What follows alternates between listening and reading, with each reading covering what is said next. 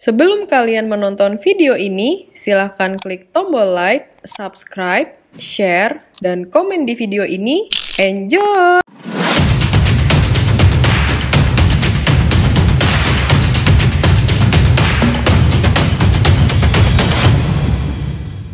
RMC. Semangat pagi, semoga teman-teman semua dalam keadaan sehat dan kesuksesan selalu menyertai setiap aktivitas teman-teman. Dan saya Hermansyah, senior konsultan dari PT Ratama Mitra Kualitas. Dan sebelum kita memulai, bagi sahabat Ratama yang baru menemukan channel ini, silakan klik Ratama aja di deskripsi video di bawah ini dan tentunya subscribe dulu. Oke, terima kasih. Nah, berdasarkan data dari Transparansi Internasional tahun 2021 terkait dengan CVI atau Corruption Performance Index, di mana tahun 2020 indeks CPI bangsa Indonesia itu turun 3 poin menjadi 40. Berarti sebelumnya adalah sekitar 37 dari skala 100. Dan artinya apa? Peringkat kita itu turun menjadi 102 dari 180 negara.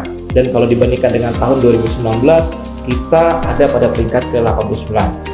Ini menunjukkan bahwa karakter bangsa kita itu terkait dengan bagaimana mencegah supaya tidak terjadinya fraud dari tahun ke tahun terbaca cenderung untuk terus turun.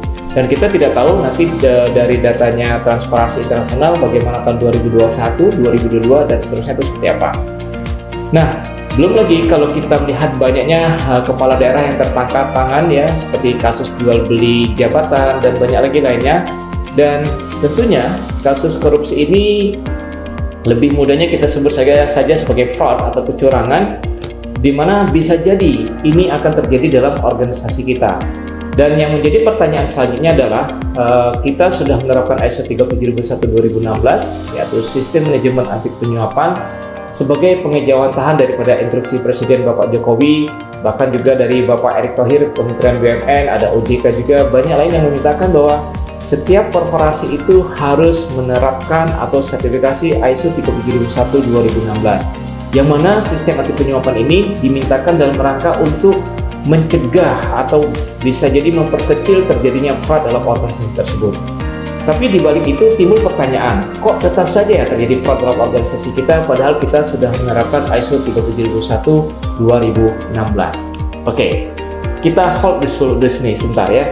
Nah, andaikan teman-teman yang menonton video ini adalah seorang CEO atau personel yang diberi wewenang oleh manajemen untuk memastikan apakah masalah sebenarnya yang terjadi dalam organisasi kita. Kenapa masih terjadinya fraud padahal kita sudah menerapkan ISO 37001/2016? Maka kira-kira menurut teman-teman apa yang harus dilakukan secara ilmiah? Memang ini benar-benar pertanyaan yang mungkin agak sedikit susah kita jawab. Kenapa? Karena ISO 37001 itu memang dalam kenyataannya dia tidak menjamin korporasi itu tidak adanya fraud. Itu sudah dinyatakan dari ISO-nya sendiri. Dan perusahaan yang sudah mendapatkan ISO 37001 itu juga tidak bisa menutup dari pihak-pihak yang berkepentingan untuk melakukan investigasi atau melakukan audit terkait dengan adanya fraud dalam organisasi kita. Jadi memang benar seolah-olah tidak ada yang memastikan pada saat suatu organisasi sudah punya ISO 37001 ternyata organisasi kita itu sudah bisa disebut dengan bersih di situ. Nah, memang benar juga bahwa dalam kenyataannya ISO 37001 ini suatu senjata atau landasan bagi banyak organisasi di dalam memastikan apa yang saja yang harus disiapkan dalam sistem dokumentasinya untuk memperkecil terjadinya fraud. Mungkin teman-teman masih ingat dengan apa yang disebut dengan PPT. Kalau kita bicara masalah konteksnya, Business Process Management, ada yang disebut dengan PPT. Pertama adalah yang disebut dengan proses. Kalau konteksnya dengan PPT hubungannya dengan fraud adalah bagaimana kita bisa memastikan proses bisnis kita ini bisa berjalan, yang dimana pada saat kita berjalan itu sudah ada proses yang memastikan terkait dengan kontrol terkait dengan keuangan maupun non-keuangan. Contoh misalnya kalau kita bicara keuangan, tidak ada lagi transaksi yang terkait dengan namanya cash. Jadi segala sesuatu itu bisa bayar dengan uangnya langsung, baik kepada customer, baik kepada vendor atau kepada siapapun. Sehingga di situ timbullah potensial terjadinya fraud. Atau misalnya terkait dengan people. Apakah orang-orang kita ini sudah memiliki profesionalisme dan integritas yang baik dan handal? Sehingga sangat tidak mudah untuk terpengaruh oleh lingkungan baik yang dari internal maupun eksternal. Karena yang paling banyak fraud itu terjadi adalah sifatnya pasif. dari luar, aktif itu adalah dari luar yang memberi kepada perusahaan, atau yang memang kita itu aktif dari dalam memberi kepada keluar. Nah, yang ketiga adalah yang terkait dengan PPT tadi adalah teknologi. Apakah kita sudah menggunakan teknologi berbasis digital atau yang sering kita sebut dengan Internet of Things, sehingga sangat kecil lagi intervensi manusia terkait dengan proses kita, sehingga di situ ada kemungkinan bisa memperkecil peluang terjadinya transaksi-transaksi yang terkait dengan keuangan tadi. Jadi sekali lagi pertanyaannya adalah, kira-kira apa yang harus dipastikan terlebih dahulu pada organisasi kita, andaikan Anda sebagai seorang CEO, untuk memastikan fraud ini benar-benar bisa kita minimalisasi di dalam organisasi kita. Nah, sebagai gambaran kepada teman-teman, sebagai seorang CEO, pertanyaannya kan begitu. Maka saya coba akan gambarkan dulu bahwa kalau kita bicara fraud, menurut the Association of Certified Fraud Examiner, bahwa fraud itu bisa dibagi menjadi 3. Pertama adalah penyimpangan atas aset, gitu ya. Jadi penyalahgunaan aset, dibawa ke rumah, digunakan secara pribadi atau dijual dan sebagainya, ya, sehingga itu merugikan daripada organisasi. Yang kedua adalah terkait dengan pernyataan palsu, biasanya dengan laporan keuangan kita manipulasi, ya, terus kita, ya pokoknya kita kadalin lah itu laporan keuangan. Atau yang ketiga itu dengan corruption itu sendiri. Dan dari 3 bentuk ini tadi, dari ACFA tadi adalah, maka corruption itu adalah paling besar yang terjadi di dalam dunia ini, gitu. Nah, menurut Wolf dan Hermanson, ya, tahun 2024 kalau tidak salah, itu ada 4 variabel penyebab terjadinya fraud itu. Pertama adalah terkait dengan masalah peluang. Itu yang paling besar terjadinya kenapa fraud itu terjadi dalam satu organisasi. Apa konteksnya kalau kita bicara peluang dalam satu organisasi? Pertama adalah lemahnya kontrol di internal dalam satu organisasi. Jadi penggalian internal yang lemah. Yang kedua apa? Misalnya penegakan peraturan di dalam organisasi yang tebang pilih. Jadi ada yang orang melanggar, jelas-jelas melanggar, mungkin nggak dikasih SP. Terus nanti ada yang dikasih SP, misalnya seperti itu. Atau tata kelola perusahaan yang kurang baik, gitu ya, atau lemah, atau buruk. Sehingga di situ banyak celah-celah yang bisa dimanfaatkan, atau banyak celah-celah yang bisa orang membaca, wah ini bisa kita lakukan ini sehingga tidak akan terbaca dalam sistem, misalnya kayak gitu. Atau memang bentuk strukturisasi kita yang secara birokrasi terlalu besar, atau secara span of controlnya juga agaknya menjadi susah gitu, sehingga terjadilah peluang di situ.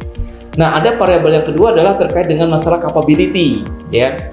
Ini capability ini contohnya apa? Misalnya posisi daripada pejabat, gitu ya. Dia punya position, dia punya power di situ, dia bisa menekan bawahannya, dia bisa menekan vendornya, bahkan dia bisa dengan capability-nya menegotiate dengan customernya untuk menimbulkan adanya fraud tadi.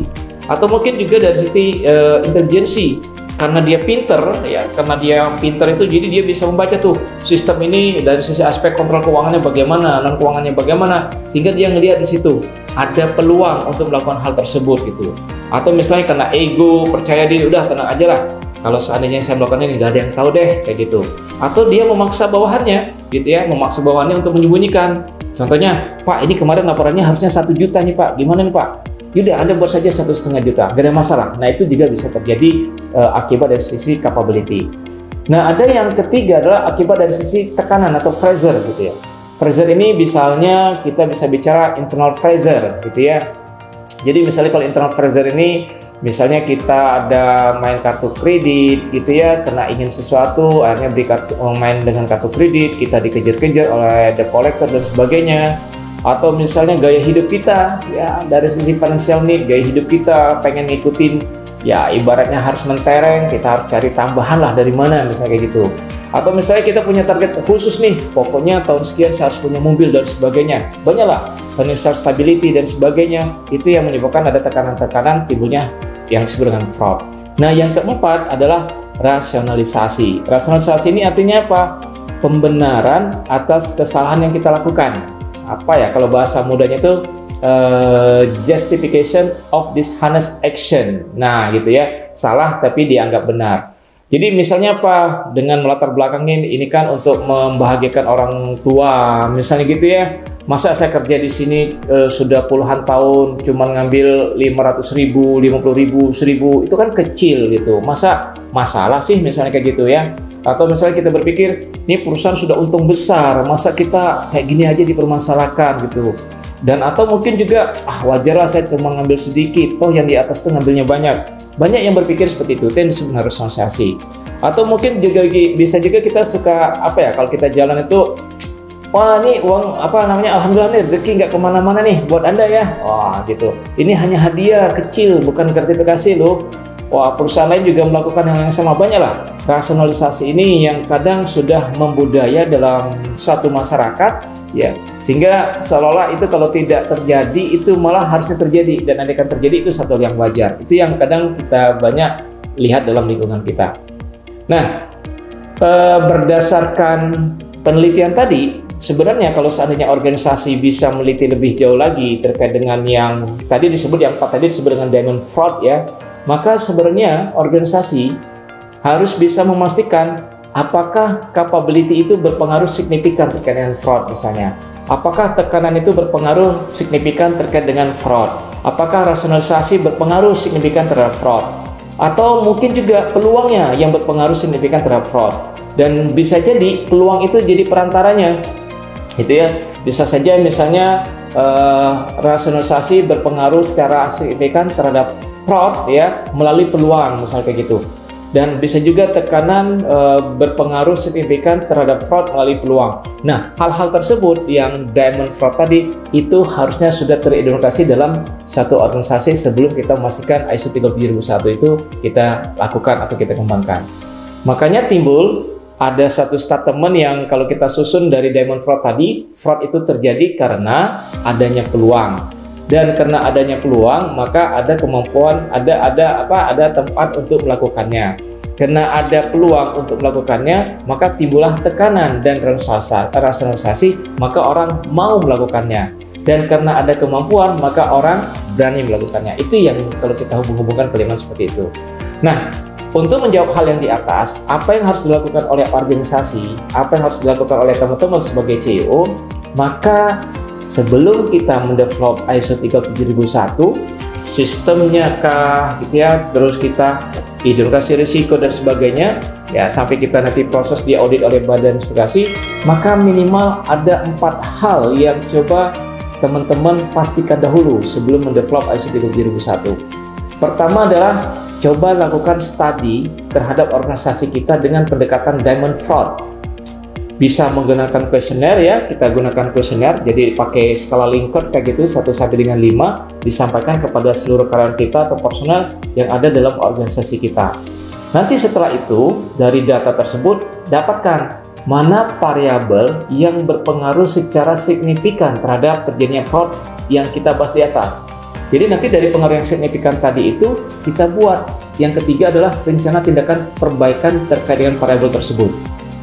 Nah, setelah kita buat rencana tindakan perbaikannya, maka kita kembangkan ya SOP-nya, sistem dan seterusnya berdasarkan identifikasi risiko dengan mempertimbangkan masukan dari analisa variabel yang kita lakukan tadi.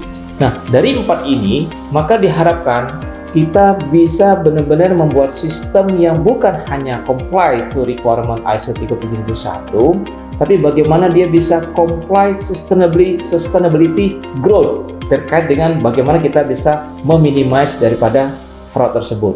Kenapa? Karena kita sudah men-study terkait dengan variabel-variabel diamond fraud yang mana dominan berdampak kepada kinerja fraud dalam organisasi kita. Oke teman-teman, itu yang bisa saya dapat sampaikan bagaimana hubungan antara ISO 37001 2016 dengan diamond fraud. Mudah-mudahan bisa memberikan masukan di dalam pemastian, penyusunan, dan penerapan sistem manajemen anti pengelapan. Terima kasih atas perhatiannya, dan jangan lupa bagi teman-teman yang baru mendapatkan channel ini untuk subscribe ya, dan aktifkan loncengnya terlebih dahulu, sehingga nanti andaikan ada informasi video-video yang menarik, teman-teman akan mendapatkan informasi lebih awal. Dan andaikan menurut teman-teman materi ini bermanfaat, silahkan share ke media sosial teman-teman, sehingga teman-teman kita yang lain juga akan mendapatkan manfaat dari ilmu ini. Dan kita pun mendapatkan pahala telah berbagi ilmu kepada orang lain. Sampaikan kebutuhan teman-teman terkait dengan training maupun konsultasi, tulis di bawah ini ya, apa kebutuhannya dalam rangka teman-teman memastikan pencapaian kinerja perusahaan bukan hanya terkait dengan fraud, tapi apa saja silakan tulis dalam kolom komen di bawah ini atau kirimkan email kepada kita. Terima kasih, jangan lupa klik Ratama aja. Sampai jumpa, semangat pagi dan sehat selalu. Terima kasih.